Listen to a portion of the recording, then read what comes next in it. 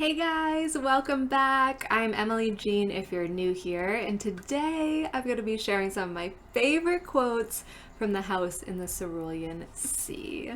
So if you love this book, if you know this book, if you just want to chat, grab your coffee, grab your tea, and let's get cozy.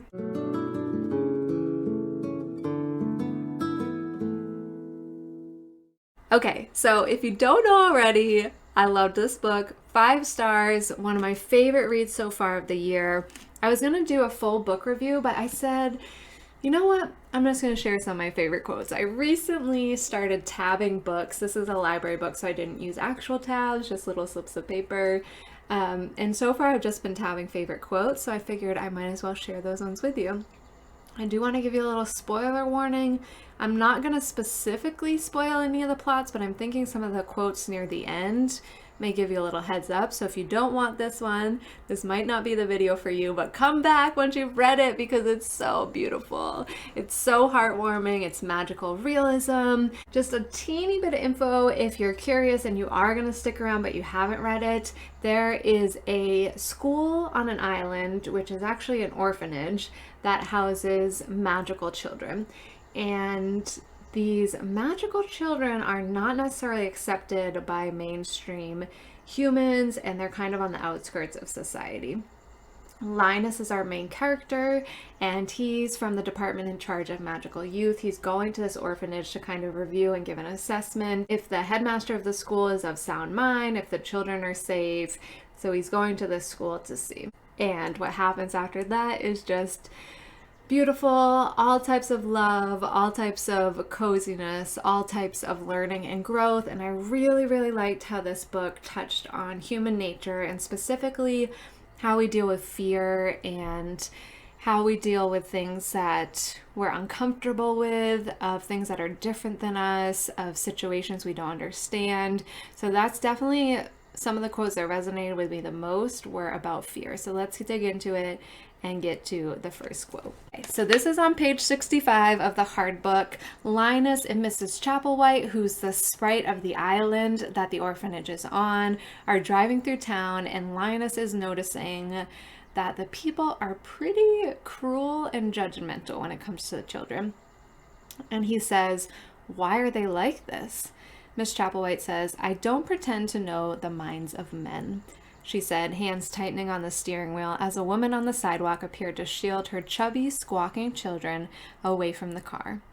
"They fear what they don't understand, and that fear turns to hate for reasons I'm sure even they can't begin to comprehend. And since they don't understand the children, since they fear them, they hate them. This can't be the first time you've heard of this. It happens everywhere." How true is that? How much fear is in the world just because we don't know something or comprehend it? We got to start to change that. It's okay to be afraid. Fear in itself is not a bad thing, but our ability to ask questions beyond the fear is what's really key. And I think the book does this really, really well. What is on the other side of that fear? How do we break through that and understand that?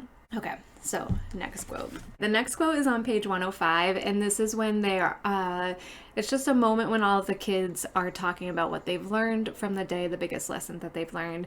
And Sal, who's a magical boy who can turn into a dog, has a lot of fear. He's experienced some trauma, and he's very fearful and gets very scared. And so Arthur, the headmaster of the school, is asking Sal what he learned today. Sal's shoulders slumped. "I learned that I still get scared of people I don't know." Mr. Parnassus reached out and squeezed his arm. "And that's okay, because even the bravest of us can still be afraid sometimes, so long as we don't let our fear become all we know." Yes, so long as we don't let our fear become all we know. That's what I'm talking about. That's just so beautifully written and really gives you a sense of Arthur, or Mr. Parnassus' personality and his love for these kids and his ability to emotionally support them, What a beautiful lesson. Okay, so this quote is on page 339 towards the end. Linus has finished his assignment.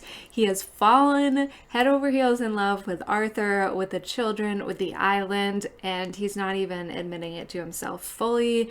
And he's going back home. No, don't go home, Linus, don't go home. So he's going back home, and Zoe, Miss Chapelwhite, is giving him some choice words about going back home and the choices that he's making.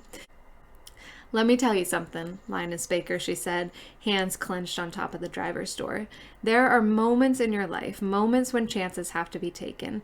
It's scary because there's always the possibility of failure. I know that because once upon a time, I took a chance on a man that I had failed before. I was scared. I was terrified. I thought I might lose everything, but I wasn't living then. The life I had before wasn't living, it was getting by, and I will never regret the chances I took because it brought me to them, to all of them. I made the choice and you're making yours. She opened the door and got in the car. The engine turned over. She looked back at him just once when she said, "Don't you wish things could be different?" "Don't you wish you were here?" he whispered, but she wouldn't have heard him. Yes. Oh my gosh, Zoe. Yes. Taking chances, taking risks. This just spoke to my heart. Opening your heart up to the possibility and what you find on the other side of that is huge. I loved the way that that was written. It just made so much sense with her character, with how she would feel in that moment. And I felt that energy, and I felt Linus's response to that too. It was really powerful. And then my last favorite quote from the book is the last couple lines in the book. So if you don't want to hear this, definitely turn off now. But it was a beautiful ending to a beautiful book.